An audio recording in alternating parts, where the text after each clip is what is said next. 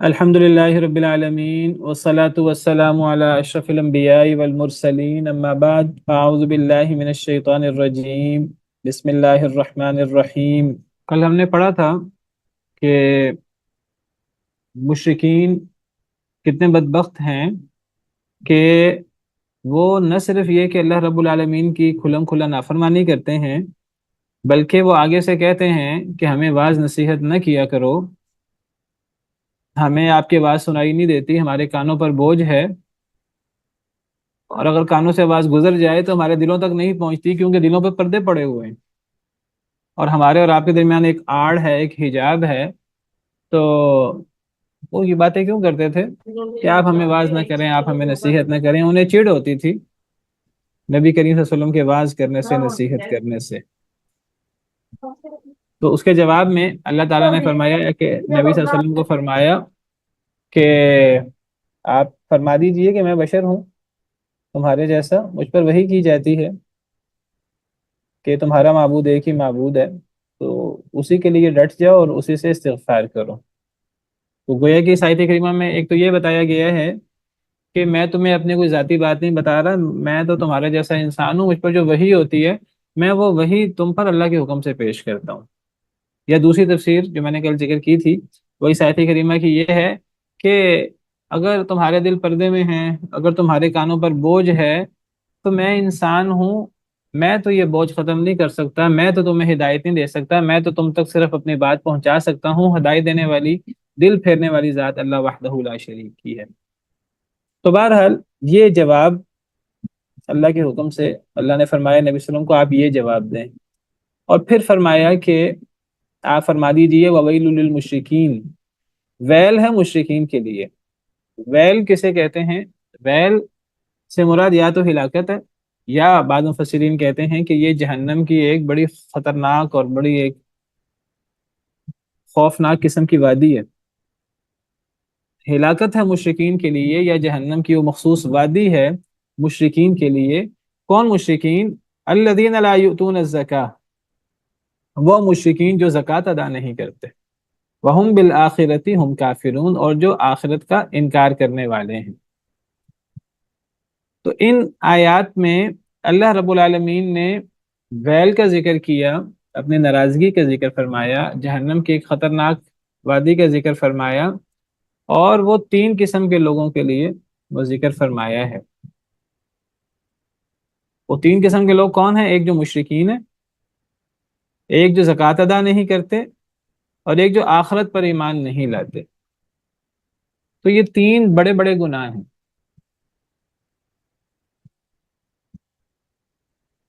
ایک، شرک کرنا، نمبر دو، جو اللہ کا حق ہے تو اللہ کا حق پامال کرنا، توحید، اللہ کا حق پامال کرنا، اور عبادت کا حق وہ اللہ کے ساتھ اوروں کو دے دینا۔ دوسرا، لوگوں کو لوگوں کا حق ادا نہ کرنا، لوگوں کا حق پامال کرنا، زکوٰۃ و صدقات ادا نہ کرنا، یہ بدترین جرم ہے۔ ایک شرک کرنا، ایک زکوٰۃ و صدقات ادا نہ کرنا، اور نمبر تین جو ہمارا اصل مقصد ہے کہ اس دنیا میں ایسا عمل کیا جائے کہ ہماری آخرت کامیاب ہو جائے، اصل زندگی جو اللہ نے بنائی ہے وہ کامیاب ہو جائے، اللہ ہم سے راضی ہو جائیں، ہم اللہ کے عذاب سے بچ جائیں، ہم اللہ کی جنتوں کے حقدار بن جائیں۔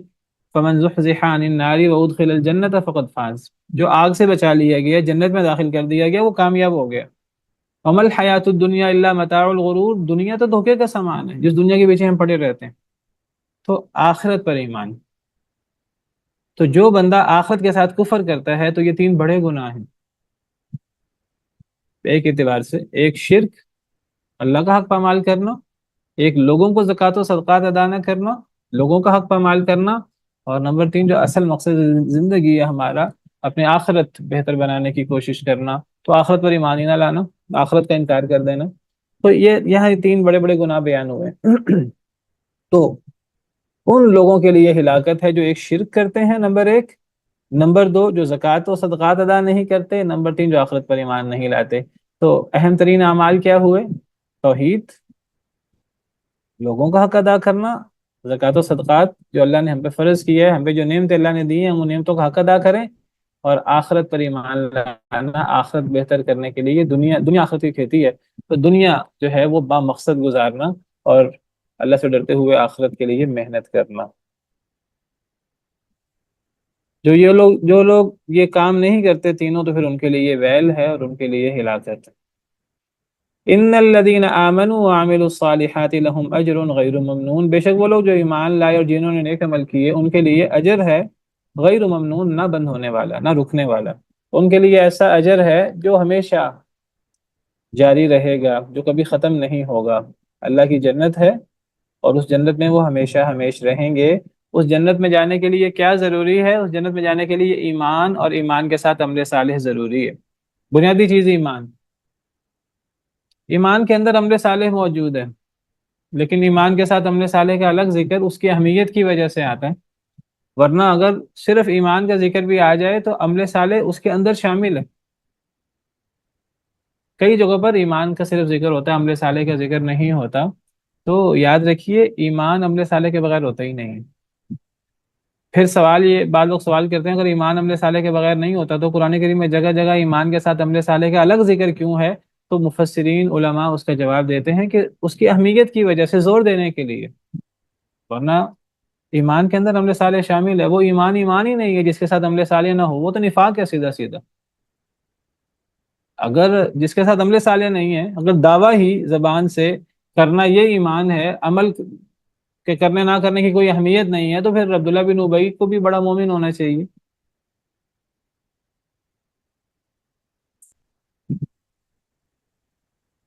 تو ایمان کے ساتھ عمل صالح، اور عمل صالح میں خود بھی عمل صالح اور دوسروں کو بتانا، وہ یہ سب چیزیں ایمان میں شامل ہیں، صبر کرنا وغیرہ وغیرہ، اصل چیز ہے ایمان۔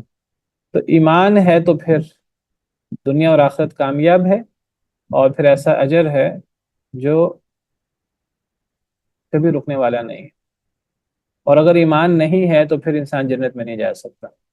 ایک کافر شخص ایمان کے بغیر، چاہے وہ ظاہری طور پہ کتنے اعمال، نیک اعمال کیوں نہیں کر رہا، ظاہراً لوگوں کو کھانے کھلا رہا ہو، لوگوں کے ساتھ حسن سلوک کرتا ہو، اگر ایمان نہیں ہے تو کچھ بھی نہیں ہے، وہ عمل ضائع ہو جاتے ہیں۔ ان الذين كفروا من اهل الكتاب والمشركين في نار جہنم خالدین فیہا، کافر لوگ خواہ اہل کتاب میں سے ہوں، خواہ مشرکین میں سے ہوں، وہ جہنم کی آگ میں ہوں گے، خالدین فیہا، اس میں ہمیشہ ہمیش رہیں گے۔ اولئک هم شر البریہ، یہ لوگ سب سے بدتر ہیں مخلوق میں، چاہے ظاہراً کتنے نیک اعمال کیوں نہ کرتے ہیں، کیونکہ ان کے اعمال وہ قبول ہی نہیں ہوتے، کیونکہ ان کے اعمال اڑتی ہوئی گرد بن جاتے ہیں، ان کے اعمال سراب کی طرح ہیں، وہ قابل قبول ہی نہیں ہے ان کے اعمال کافر لوگوں کے۔ اللہ قرآن میں فرماتے ہیں ان الذين كفروا وماتوا وهم كفار فلن يقبل من احدهم ملء الارض ذهبا ولو افتدى به، جو لوگ کافر ہوئے اور مر گئے اور اس حال میں وہ کافر ہی تھے، فلن يقبل من احدهم ملء الارض ذهبا، اگر قیامت کے دن زمین بھر کے سونا بھی دے دیں، دے نہیں سکتے، اگر زمین سونے سے بھر کر بھی دے دیں تو قبول نہیں ہوگی قیامت کے دن اللہ کے حضور۔ تو قیامت کے دن کیا چلے گا؟ ایمان، ایمان ہے، ایمان کے ساتھ پھر نیکی ہوتی ہے، وہ نیکی کی کرنسی چلے گی۔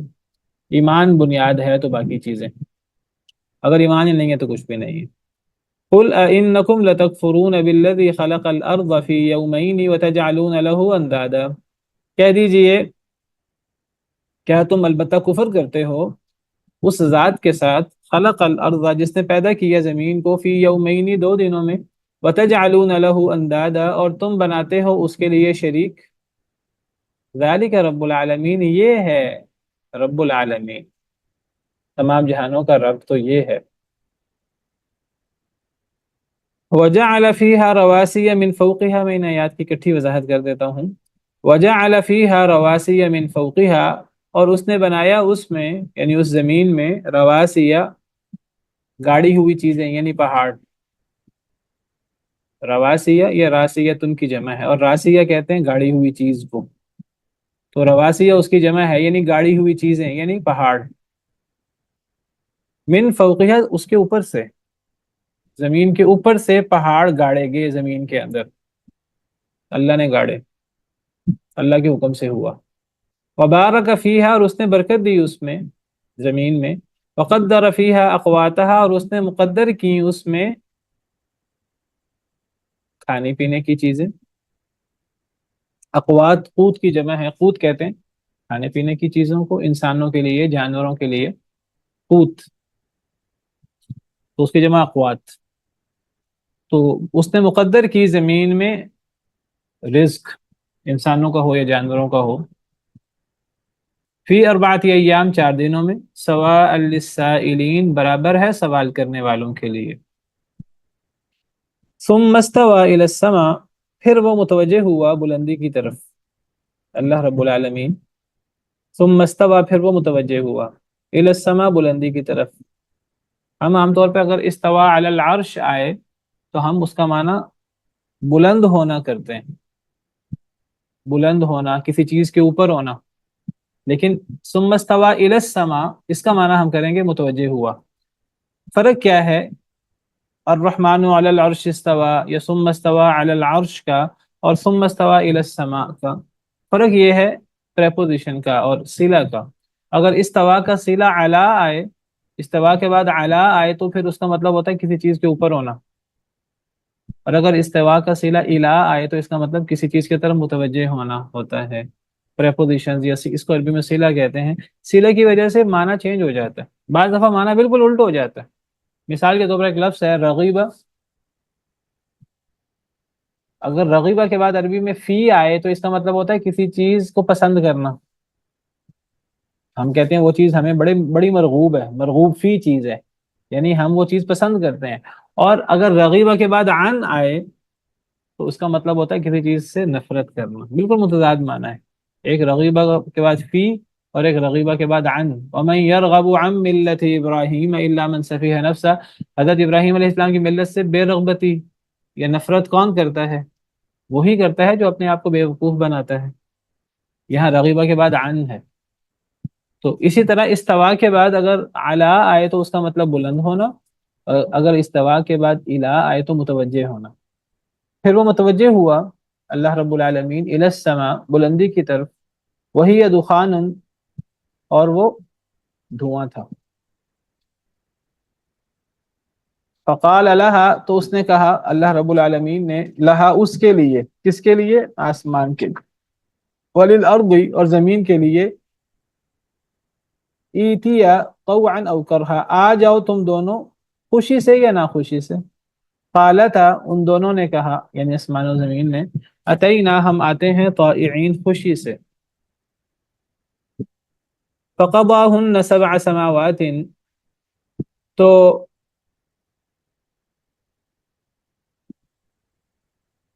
بنا دیا ان کو 7 سماوات، 7 آسمان، فی یومین، 2 دنوں میں. وأوحى فی کل سماء امرها، اور وحی کی ہر آسمان میں اپنے حکم کی. وزینا السماء الدنیا، اور مزین کر دیا ہم نے السماء الدنیا، دنیاوی آسمان کو، قریبی آسمان کو، یعنی پہلے آسمان کو. پہلے آسمان کو دنیاوی آسمان کہتے ہیں. بمصابیح، چراغوں کے ساتھ، وحفظا، اور حفاظت. ذالک تقدیر العزیز العلیم، یہ اندازہ ہے اس اللہ کا جو العزیز ہے، العلیم ہے. اب ان آیات کی وضاحت اذان کے بعد انشاءاللہ کر دیتا ہوں. ایک تو میں یہ جو آیات ہیں آیت نمبر 9 سے لے کر آیت نمبر 12 تک، ان کی وضاحت کر دیتا ہوں. اس میں زمین و آسمان کی تخلیق کا ذکر ہے. اس سے پہلے میں نے سورج آیت نمبر 6 اور 7 کی وضاحت کی ہے. وَوَيْلٌ لِّلْمُشْرِكِينَ الَّذِينَ لَا يُؤْتُونَ الزَّكَاةَ، 3 بڑے بڑے گناہ بیان ہوئے ہیں، ایک شرک کرنا، ایک زکوٰۃ ادا نہ کرنا، اور ایک آخرت کا انکار کرنا. اچھا، یہاں ایک اشکال ہے، مجھے بتانا بھول گیا کہ یہ آیت کریمہ اصل میں مکی دور کی ہے، اور ایک اس میں، ایک تو یہاں زکوٰۃ کا ذکر ہے. اس میں اشکال ہے. بعض علماء وہ کہتے ہیں کہ زکوٰۃ اصل میں کب فرض ہوئی ہے؟ زکوٰۃ فرض ہوئی ہے مدینہ منورہ میں 2 ہجری میں، رمضان کے روزے بھی اور زکوٰۃ بھی، باقاعدہ جو زکوٰۃ اور زکوٰۃ کا نصاب اور تفصیلات، یہ چیزیں مدنی دور میں فرض ہوئی ہیں 2 ہجری میں. تو یہ مکی صورت ہے، اور مکی صورت میں زکوٰۃ کا ذکر ہے.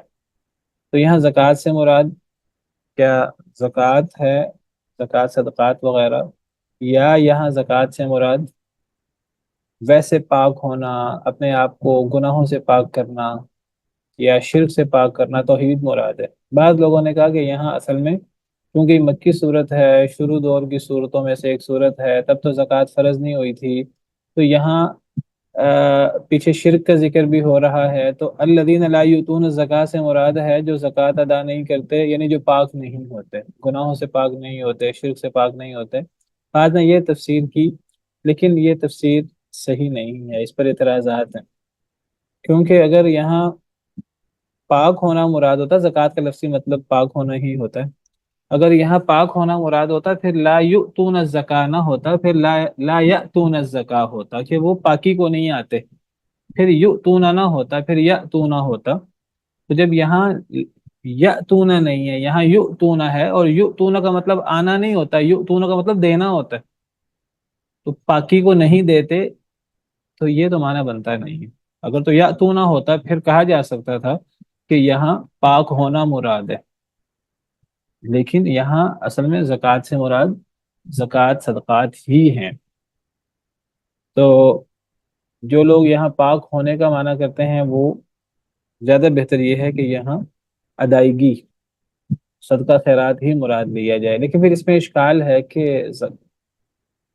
وہ تو تب فرض نہیں ہوئی تھی، تو یا تو یہاں صدقات مراد لیے جائیں، یا پھر ہم کہیں گے کہ ٹھیک ہے باقاعدہ زکوٰۃ تو وہ مدینہ میں جا کر فرض ہوئی، لیکن زکوٰۃ و صدقات، فرض اور نفل زکوٰۃ کی ایک صورت وہ پیچھے سے چلی آ رہی تھی، تو وہ صورت چلتی رہی جب تک نئے احکامات نازل نہیں ہوئے۔ اس کو ایسے سمجھا جائے جیسے نماز ہے بالفرض، نماز اب کب فرض ہوئی؟ نماز معراج کے موقع پر فرض ہوئی، باقاعدہ جو نماز کا طریقہ کار ہے 5 نمازیں، وہ معراج کے موقع پر فرض ہوئی، معراج ہوا، اور معراج میں آپ کو نمازوں کا تحفہ دیا گیا، پہلے 50 نمازیں ہیں، پھر وہ کم ہوتی ہوتی 5 تک رہ گئیں۔ حضرت موسیٰ نے تو کہا کہ مزید کم کروائیں، نبی صلی اللہ علیہ وسلم نے فرمایا مجھے حیا آتی ہے، اور بعد روایت صلی اللہ واپس گئے دوبارہ، تو اللہ نے فرمایا کہ بس اب اس سے کم نہیں ہو سکتی، میرے پاس بات تبدیل نہیں ہوتی، ما یبدل القول لدی، میرے پاس بات تبدیل نہیں ہوتی، میں نے 50 کہا تھا، اب 5 کر دی، یہ ہیں 5، حقیقت میں 50 ہی ہیں، 50 کے برابر اجر ہے، تو اس سے کم نہیں ہوں گی۔ تو 5 نمازیں جو فرض کی گئی معراج کے موقع پر، اور اگلے دن معراج سے سیدنا جبریل امین علیہ السلام تشریف لائے 2 دن، اور انہوں نے آ کر نمازیں پڑھائیں نبی صلی اللہ علیہ وسلم کو، ان کے اوقات، ان کی تفصیلات وہ ساری طے ہوئیں۔ پہلے دن اول وقت میں ساری نمازیں پڑھائیں، دوسرے دن آخر وقت میں ساری نمازیں پڑھائیں، اور فرمایا کہ ان کے درمیان وقت ہے۔ تو یہ ساری تفصیلات معراج اور معراج کے بعد کی ہیں۔ اور معراج کب ہوا ہے؟ معراج کے بارے میں جی، کئی اقوال ہیں ویسے تو، بعض کہتے ہیں کہ 5 نبوی کو، بعض کہتے ہیں کہ، بعض نے تو کہا ہے کہ ہجرت کے بعد، لیکن صحیح بات یہ ہے کہ معراج جو ہے جمہور علماء کے رائے کے مطابق وہ کوئی 10 نبوی، 10 11 نبوی میں ہوا ہے، تقریباً ہجرت سے 1 2 سال، 2 3 سال پہلے معراج ہوا ہے۔ تو نماز تو 5 نمازیں جو موجودہ صورت ہے وہ تو تب فرض ہوئی، لیکن آپ قرآن کریم کا مطالعہ کریں تو قرآن کریم کی بالکل شروع کی صورتوں میں نماز کا ذکر ملتا ہے، یعنی وہ صورتیں جو معراج سے پہلے نازل ہوئی ہیں ان میں نمازوں کا ذکر ملتا ہے۔ سورہ مزمل ہے، بالکل شروع کی صورتوں میں سے ہے، اس میں نماز کا ذکر ہے، یا ایھا المزمل قم اللیل الا قلیلا نصفہ او انقص منہ قلیلا او زد علیہ ورتل القرآن ترتیلا، آدھی آدھی رات، 2 تہائی رات، 1 تہائی رات نماز پڑھیں، قرآن تہجد پڑھیں، تو ہمیں نماز کا ذکر ملتا ہے۔ تو وہ کون سی نماز ہے؟ تو نفل نمازیں، یا 2 نمازیں صبح شام کی، یا وہ جو نمازوں کا سلسلہ پہلے سے چلا آ رہا تھا وہی برقرار رہا، وہی پڑھتے رہے نبی صلی اللہ علیہ وسلم، صحابہ کرام، باقاعدہ پوری وضاحت کے ساتھ نئی تفصیل وہ معراج وغیرہ کے موقع پر نازل ہوئی، اسی سلسلے کو پہلے چلایا گیا، اسی کے مطابق حکم ہوا کہ آپ نماز پڑھتے رہیں، زکوٰۃ دیتے رہیں۔ تو واللہ عالم یہاں الذین لا یؤتون الزکاۃ سے مراد زکوٰۃ صدقات ہی ہیں، جیسے چلی آ رہی تھی اسی کو برقرار رکھا گیا، حتیٰ کہ 2 ہجری میں جا کر پھر وہ پوری تفصیل اور پورے نصاب کے ساتھ زکوٰۃ فرض ہوئی۔ تو یہاں زکوٰۃ سے مراد زکوٰۃ ہی ہے، جو تفصیلات چلی آ رہی تھی انہیں کو برقرار رکھا گیا۔ اب ایک اور اشکال ہے اس آیت کریمہ میں، وہ یہ ہے کہ یہاں مشرکین اور کفار کی بات ہو رہی ہے، اور اللہ مشرکین اور کفار کے بارے میں اللہ فرما رہے ہیں ایک تو ان کے لیے ویل ہے ان کے شرک کی وجہ سے، اور اس لیے کہ وہ آخرت پر ایمان نہیں لاتے، یہ تو سمجھ آتی ہے، لیکن یہ کہنا ہے کہ وہ زکوٰۃ ادا نہیں کرتے، تو کیا اگر وہ زکوٰۃ ادا کرتے تو قبول ہو جاتی زکوٰۃ؟ وہ تو قبول ہی نہ ہوتی، کیونکہ کفر کے ساتھ تو کوئی عمل قبول ہی نہیں ہوتا۔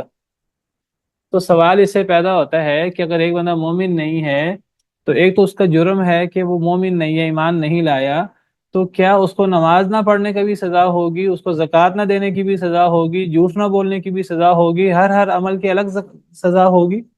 اس آیت کریمہ سے محسوس ہوتا ہے ایسے ہی ہے کہ مشرکین کے لیے ویل ہے، ایک تو ویل ہے کہ ان کے شرک کرنے کی وجہ سے، ایک ان کے لیے ویل ہے ان کے آخرت پر ایمان نہ لانے کی وجہ سے، اور ایک ان کے لیے ویل ہے زکوٰۃ ادا نہ کرنے کی وجہ سے۔ کیا وہ زکوٰۃ کے مکلف تھے کہ نہیں تھے؟ جی وہ زکوٰۃ کے مکلف تھے، اگر وہ زکوٰۃ ادا کرتے تو تب بھی قبول نہ ہوتی۔ وہ زکوٰۃ کے مکلف تھے، یعنی اس زکوٰۃ کے مکلف تھے کہ پہلے ایمان لاتے پھر زکوٰۃ ادا کرتے۔ اگر ایک کافر شخص ایمان نہیں لاتا، زنا کرتا ہے، تو کیا اس کو زنا کی سزا ہوگی کہ نہیں ہوگی؟ کفر کی تو سزا ہوگی ہی ہوگی۔ وہ وہ نکاح کا بھی مکلف ہے، اگر وہ نکاح کر لے کافر، اس کا نکاح ہی قابل قبول نہیں ہے، اس معنی میں کہ وہ ایمان ہی نہیں لایا۔ تو کون سا نکاح قبول ہے؟ نیک عمل اس سے مطلوب ہے، لیکن وہ نیک عمل قبول ہوگا ایمان کے ساتھ۔ یعنی ایک کافر کو جھوٹ بولے، ایک تو اس کا کفر کا گناہ ہے، کیا جھوٹ بولنے کا گناہ ملے گا کہ نہیں ملے گا؟ ملے گا۔ کیا مطلوب ہے ایک کافر سے؟ ایک کافر سے مطلوب ہے سچ بولے۔ اچھا اگر ایک کافر کافر رہتے رہتے سچ بول لے، کیا قابل قبول ہوگا؟ صرف سچ قابل قبول نہیں ہوگا، وہ سچ قابل قبول ہوگا جو ایمان کے بعد ہو۔ تو پہلے اس کے لیے ایمان لانا ضروری ہے، پھر اس کے لیے سچ بولنا ضروری ہے۔ تو ایک یہ اشکال بھی ہے۔ تو کیا کافر زکوٰۃ ادا کرنے کا مکلف ہے، یا نماز پڑھنے کا مکلف ہے، یا سچ بولنے کا مکلف ہے، دیگر احکامات کا مکلف ہے؟ جی بالکل مکلف ہے۔ اگر وہ نہیں پڑھتا، وہ سارے کام نہیں کرتا، تو کفر کی سزا بھگتنے کے ساتھ ساتھ باقی اعمال اس کی سزا بڑھتی جائے گی بڑھتی جائے گی، تو وہ باقی اعمال کی سزا بھی بھگتے گا۔ وہ مکلف ہے کہ وہ زکوٰۃ ادا کرے، اور اس کی زکوٰۃ کب قبول ہوگی؟ جب ایمان لائے گا، تو ایمان کے ساتھ اس کی زکوٰۃ قبول ہوگی۔ تو وہ بھی ان چیزوں کا مکلف ہے، واللہ تعالی اعلم۔ اب آگے ہم اپنی بات کی طرف آتے ہیں کہ قل ائنکم سر اس لتکفرون میں باللہ۔ یہاں پہ نہیں، جی ہم کہنا یہ چاہ رہے ہیں کہ گناہ جو ہے وہ دونوں ہی ہوں گے، اور جو نیک عمل ہے اس کا اس کو فائدہ نہیں ہوگا، اگر اس نے سچ بولا ایمان ہوگا تو فائدہ ہوگا، مطلب نہیں، کنکلوژن یہ ہے۔ اصل میں نہیں، یہ بات تو بڑی کلیئر ہے کہ ایک کافر کا سچ بھی قابل قبول نہیں ہے، اس لیے قابل قبول نہیں ہے کہ وہ اس کا نیک عمل ہے، اور نیک عمل کا اس کو فائدہ نہیں ہے۔ نیک عمل کا فائدہ ایمان کے جی، ساتھ ہوتا ہے۔ یعنی سوال اگر یہ ہے جھوٹ کہ بولے گا تو گناہ ہوگا، اور سچ بولے گا یہ تو اس میں سوال ثواب ہے نہیں ہے۔ سوال یہ ہے کہ کیا وہ سچ بولنے کا مکلف ہے کافر کافر رہتے ہوئے، یا وہ مکلف ہی نہیں ہے کسی عمل کا جب تک ایمان نہ لائے؟ نہیں، وہ مکلف ہے ہر عمل کا۔ یعنی دیکھیں نماز کا وقت آ جاتا ہے، اللہ نے مومنوں پر نماز فرض کی ہے، اگر ایک کافر شخص ابو جہل یا دیگر کفار نماز نہیں پڑھتے تھے نماز کے وقت میں، تو وہ نماز نہ پڑھنے کے سزا کے مستحق بھی ہیں۔ اگر وہ پڑھ لیتے تو وہ ان کا نماز قابل قبول نہ ہوتی کفر کی وجہ سے، کیونکہ نیک عمل کی قبولیت کی شرط یہ ہے ایمان، اور ایمان کے بعد اخلاص، اور اخلاص کے بعد نبی صلی اللہ علیہ وسلم کی اتباع۔ تو یہ کوئی شرط پوری نہیں ہے، لیکن اس کے باوجود کفار مکلف ہیں گناہ سے بچنے کے، ہر قسم کے گناہ سے بچنے کے مکلف ہیں۔ نہیں بچیں گے تو اپنے نامہ اعمال میں وہ گناہ پر گناہ کمائے جا رہے ہیں، والعیاذ باللہ۔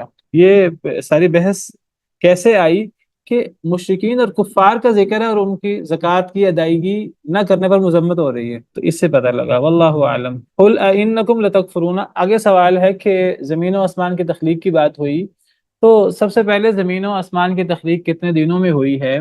تو یہ جو آیات ہم پڑھ رہے ہیں ان سے بھی، اور قرآن کریم کی دیگر آیات ہم پڑھتے ہیں، تو زمین و آسمان کی تخلیق کتنے دنوں میں ہوئی ہے ٹوٹل؟ 6 دن میں۔ هو الذی خلق السماوات والارض فی 6 ایام، اللہ قرآن میں فرماتے ہیں کئی جگہ پر، ایک جگہ پر نہیں ہے، اللہ نے زمین و آسمان کو 6 دنوں میں بنایا۔ اب 6 دنوں میں اللہ نے جو زمین و آسمان کو بنایا ہے اس کی کیا تفصیل ہے؟ تو اللہ فرماتے ہیں کہ تم اللہ کے، اصل میں یہ سورج جو ہے مشرکین کہ عام اعتراضات کے جواب میں اتری ہے. مشرکین شرک کرتے تھے، کفر کرتے تھے، ایمان نہیں لاتے تھے، تو اللہ تعالیٰ انہیں جھنجھوڑ رہے ہیں. اللہ فرما رہے ہیں کہ تم اللہ کے ساتھ کفر کر کیسے سکتے ہو، اس ذات کے ساتھ جو صرف تمہارا خالق نہیں، اس کائنات کی ہر چیز کا خالق ہے، زمین و آسمان کا خالق ہے. تو تم، یعنی اب دیکھیں مشرک کیا کرتا ہے. مشرک اصل میں لات منات عزا کو یا نبیوں کو یا ولیوں کو وہ اللہ رب العالمین کے برابر کر دیتا ہے، یا وہ اب اللہ کے بندوں کو اللہ کے برابر کر دیتا ہے، یہ بھی اللہ کی توہین ہے. یا وہ اللہ کو بندوں کے برابر کر دیتا ہے، یہ بھی اللہ کی توہین ہے. یعنی اس اللہ کو جو زمین و آسمان کا خالق ہے، اتنا عظیم ہے، اس اللہ کو وہ مخلوق کے برابر کر دیتا ہے. یہ اللہ کی کتنی توہین ہے. اللہ کہتے ہیں کہ اگر تم نے اللہ کے علاوہ کسی کو معبود بنانا ہے، اسے پیدا کرنے والا ہونا چاہیے. زمین و آسمان کو پیدا کرے، وہ مخلوق کو پیدا کرے. جس کو تم معبود بناتے ہو اللہ کے علاوہ، وہ تو مکھی بھی پیدا کرنے پر قادر نہیں ہے، تم انہیں اللہ کا شریک بنا دیتے ہو. تو وہی انداز ہے جو قرآن میں جگہ جگہ ہے. اللہ توحید ربوبیت سے توحید الوہیت ثابت کرتے ہیں. اللہ کہتے ہیں کہ اللہ کے علاوہ کوئی معبود کیسے ہو سکتا ہے، جب ساری چیزوں کو پیدا تو اللہ نے کیا ہے. زمین و آسمان کو اللہ نے 6 دنوں میں پیدا کیا ہے. اس کی وضاحت کل پڑھتے ہیں انشاءاللہ. آج اسی پر بس کرتے ہیں. سبحان ربک رب العزت عما یصفون وسلام علی المرسلین والحمد للہ رب العالمین.